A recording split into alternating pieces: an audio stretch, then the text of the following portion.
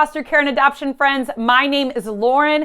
This channel is called Lauren Fosters, and we're just going to get into it. Frequently asked questions for foster care and adoption families. Question number 1. Does my house size matter? So if you haven't checked out my videos yet, I am a mom of 10.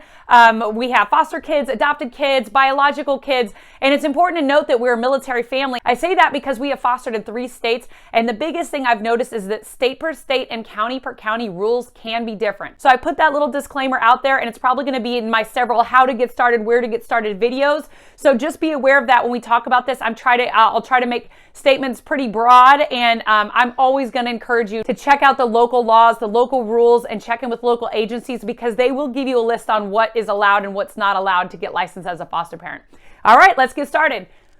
Does house size matter? So the answer is yes and no. And what I mean by that is some states will go by square footage, and they'll say, despite how many rooms you have, if your bedrooms are large enough, you can put several children in them. Whereas some other states will say it's not the size of your house, but more how many rooms you have. And I'll give you an example. We lived in a state where we had a fairly small house. I believe it was 1,400 square feet, but it was a 4-bedroom house. We were allowed so many children per bedroom, so they did the math off of that. So if they allowed 2 children per bedroom and the state limit was 6, that's 2 times those extra 3 besides our own bedroom. We could technically have up to all 6 kids. Now, had we had a 3-bedroom, even though the state limit would have been 6 children in that particular state, we wouldn't have been able to house up to 6 children because of the state rules. But once again, going back to square footage, the states all have a limit of children that are allowed in any licensed home.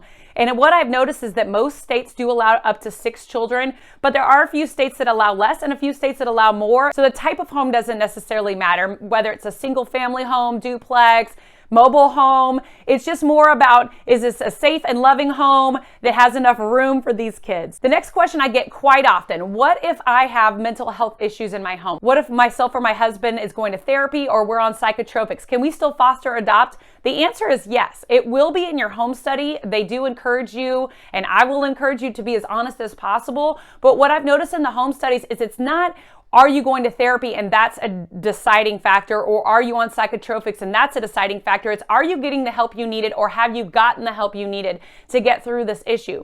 So let me give you a little story on myself. I'm former foster youth. So when that comes up in my home study, they want to make sure that I have gone to therapy. Therapy to them is a good thing because they want to make sure I've worked through some of the issues as a former foster youth and that I've gotten the help I've needed. So therapy and psychotropics is not a bad thing. In their mind, a lot of times it looks like you've gotten the help you needed, which is the responsible thing to do. What if I have a criminal record? That's a question also. It depends on the criminal record. It really does. Was it a misdemeanor? Was it a felony? Did it involve children? Do you have a previous case that went through CPS?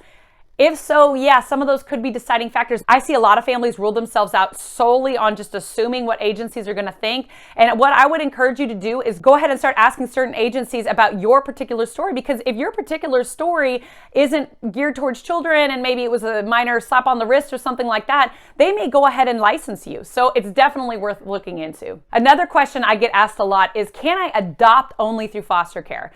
So that, once again, is going to be state by state and county by county. And what I mean by that is there was one state we lived in where you were not allowed to say that you wanted to adopt only through an agency. If you were going to adopt only, they had a specific unit through the state and you had to go through everything with them. So their home studies that were in their hands. You weren't fostering to wait for adoption. You were either foster only or you were adopt only. And what I mean by that is, could you foster to adopt in that state? Absolutely. But they did not allow your license to say foster to adopt, because in that state, they wanted to kind of prove that they were very bio-family friendly, that they were really supporting these biological families. And by doing that, they didn't want to say foster to adopt because it kind of implied that they weren't in it for reunification.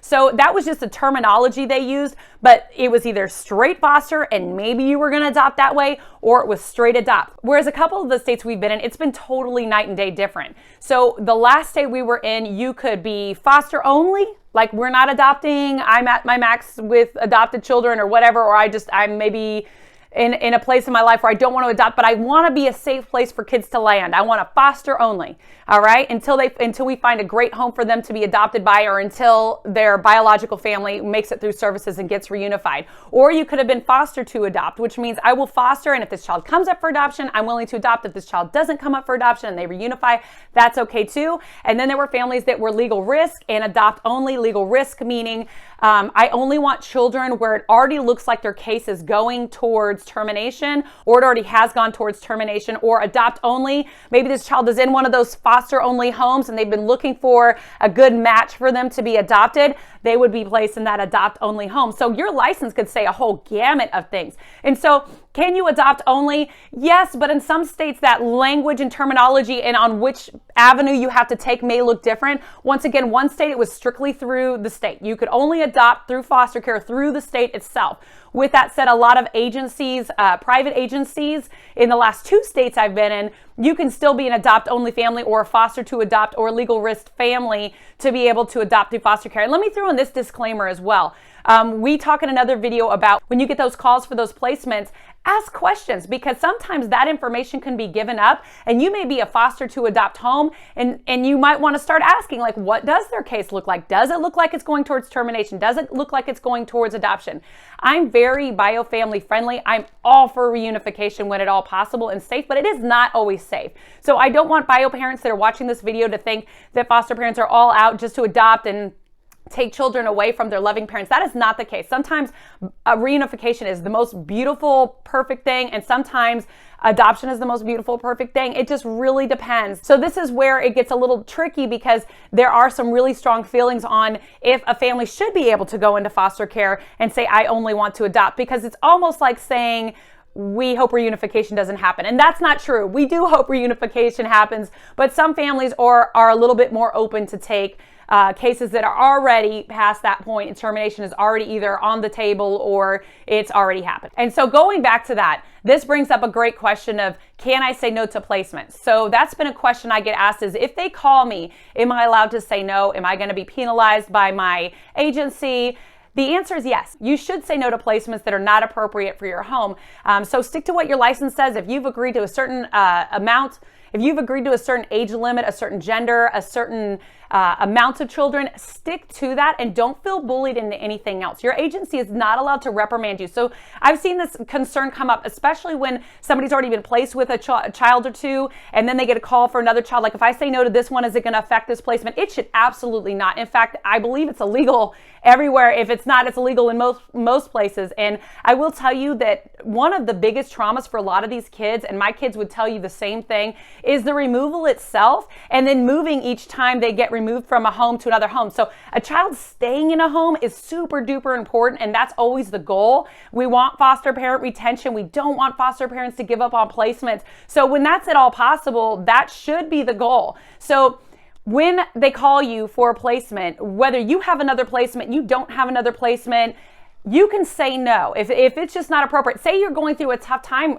in your life. Maybe you're having financial struggles just in that little season, you're having financial struggles or some health issues. It's okay to say no. Don't ever feel bullied into anything by your agency, and remember that they work for you and not the other way around. So I kind of already have touched on this, but another frequently asked question is, can I decide on age, gender, amount of children, that kind of thing when I'm getting licensed, when I'm going through the licensing process? The answer is yes. And also, once you've already been licensed, if you will need to revisit that and change those numbers. Maybe some of your kids have gotten older and you kind of want to up that age. That's totally fine too. That's something you will talk to your licensing worker about. So for those of you checking in for the first time who may be a little offended with why would you choose an age or a gender, and don't you just want to help all kids?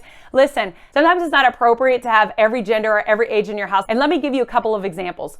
So let's say I have all teenagers and they give me a call for a toddler. It may not be the best option for that season of life to have, I don't know, like 5 teenagers and then a little toddler. So if I'm past that diaper and crawling stage, maybe it's not the best option for my family. Or in reverse, let's say I've got all toddlers and we're doing the diaper crawling baby food stage, and they give me a call for a teenager. That may not be an appropriate placement for that teenager, who may also not appreciate being in a home with all toddlers. They try to do their best to put children in homes that would make sense. That's why certain people will put age restrictions on their license and kind of draw the line on what age groups they are willing to take. When it comes to gender, a big reason why people may choose one gender over the other, because potentially you could have two teenage boys, and let's say they give you a call for a teenage girl, that may not be appropriate in your particular circumstances. So especially with teenagers, I do see a lot of all boy teenage homes, a lot of all girl teenage homes. In fact, in my story, I'll tell you, I grew up in an all-boy foster home. I was the one girl allowed in my foster home for a long, long time. And it was just kind of a fluke. It was to keep a sibling set together, me and my brother. But it's rare. You don't tend to see girls and boy teenagers together. That is a lot of times why people will put gender restrictions on that. As far as the amount of children goes, let's say you have 2 kids and the state limit is 6. You may not want a placement of 4 kids, wham, bam, thank you, ma'am, at the exact same time. So that's why a lot of times they'll say up to so many kids. And not all states will put those same restrictions and defining things on their licenses. Some will do only gender and age. Some will do amount and age. And so it just really depends on your state. But once again, don't be afraid to put those boundaries there. And also, once again, when you get those phone calls, if it is outside of what you're able and willing to do, it's okay to say no. So let's say your particular state does not allow you to define gender on your license as far as what you're willing to be placed with. It's okay if you've got all boys in your home and they call you for a girl to say no. It's okay. So never allow yourself, once again, to feel bullied by that or feel like you're going to be reprimanded for that. You should never be. So that's all the frequently asked questions I could come up with for this video. But here's where I need you. Comment below. What are the questions that you have? Because I want to hear them and I want to answer them. We're going to keep this series going for just a little bit and then we're going to move on to some other things, but we can revisit this. So if you have questions, I'd love to hear them. I can't wait for your journey. I really, really can. I'm so excited. I wish I could see your faces and just see the excitement. And believe it or not, I know this sounds crazy, and the fear, because I have totally been there, been so afraid to take the next step. Do not be afraid. You've got this, mom. You've got this, dad, and you can do this. And I'll tell you what, at any time, once again, and I say this in another video, you can always back away, take a breath, take a breather, and then hop back into it. So let this encourage you that you are not alone. Anyway, that's all I've got for today. Thank you so much for joining me, and I'll see you next time.